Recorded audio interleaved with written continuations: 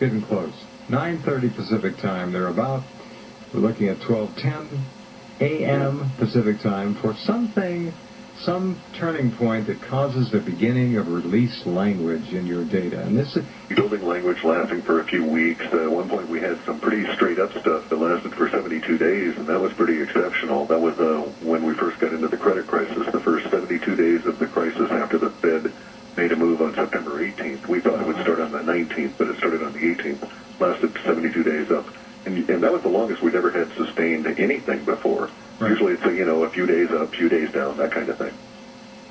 So very exceptional what we're headed into. And it's probably going to start in a few hours, so I'm thinking, well, okay, it may start in Asia, it might start in Europe, maybe a futures market will crack, or a major currency will fail, or another bankruptcy will emerge, and then it'll just start cascading from there. We have no way of knowing, no expectation of how rapid or how... The point I want to make, though, release language is not healing or curing or assuaging language at all. It can be au contraire to that. It's the release of emotion that, it's just how terrible, my life is ruined, all my money is gone, I'm going to fling myself out the window. Those are all examples of release language. Right. Oh, we just had a case tonight, Jeff, where if you look on Drudge, there's a headline, gunman kills self, 5 kids over financial woes. So it's that kind of flavor. I've just been sitting here doodling on a spreadsheet, and the global markets since last Friday have dropped about 5% overall. I have an index that I put up on the Urban Survival site called the Global Index. And this is something that's so obvious to me that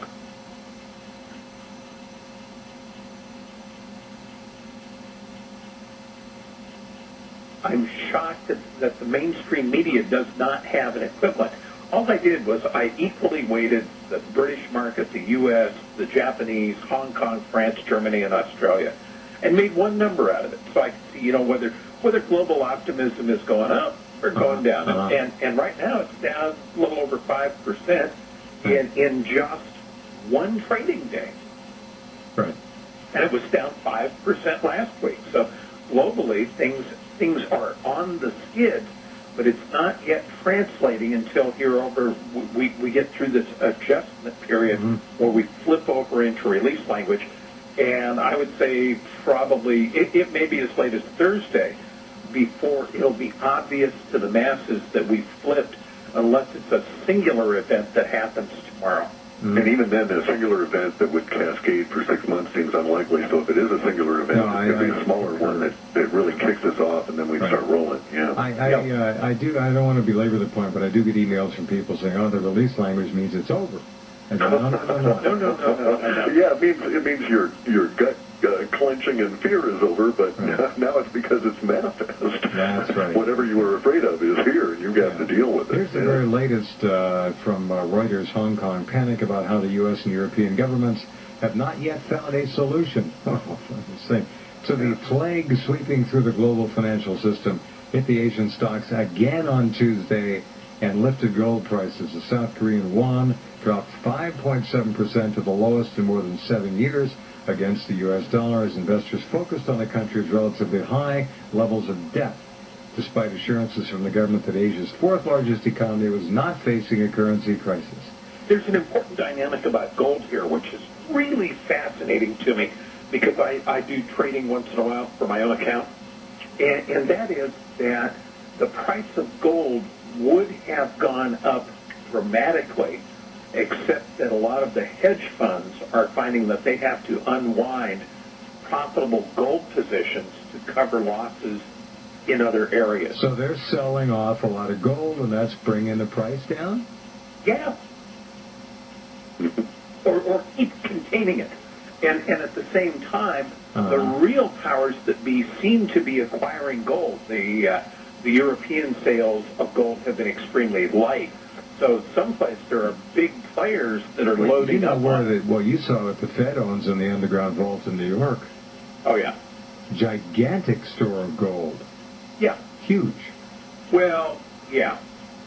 But relatively, we have to acknowledge that if we were to go to a gold-based currency, there's 4 billion ounces that have been extracted from the planet, not all of them available to us for various different reasons, sunk in ocean and this kind of thing. So there's less than 1 ounce of gold per person on the planet.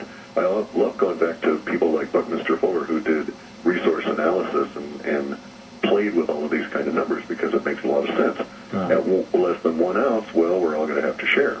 And these people that are hoarding all of this, the Fed, which is a private consortium of basically, as Bush would say, evildoers, although he'll never apply that term to himself because he's not self-aware or even self-analyzing, as most of these people are not. They are the ones that are causing the problem and the suffering that's going to occur. And we can stop this. But we can stop this in a nonviolent way by opting out of the system en masse and tending to our own needs, tending to the needs of our neighbors in a manner that does not involve us with the corporatocracy. The minute we remove our approval from them, we are like Gandhi telling the British, you will walk out of here, because you cannot garrison a country of millions with a few 100,000. No. And that same is true of the powers that be. They cannot garrison a planet of billions without our consent. The minute we stop consenting to this, and it may mean that a lot of people will have to die for their integrity, and that I see coming in the data. Yeah. And that's okay, death is the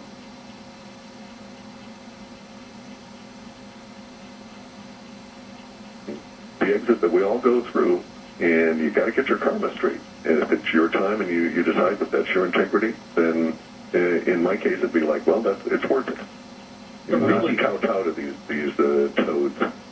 The really hard thing for a lot of people, Jeff, will be awakening to the idea that they have been hypnotized at a very fundamental level. The whole notion of status, in American history classes, when the toys, of course. Yeah. I mean, we look back at the sale of Manhattan for a box of beads, and yet we'll work 100 hours a week to get a shiny new Beamer. Sure. This is progress. Well, our priorities are so... those Barclays. Just a bunch of Barclays. Gotta have.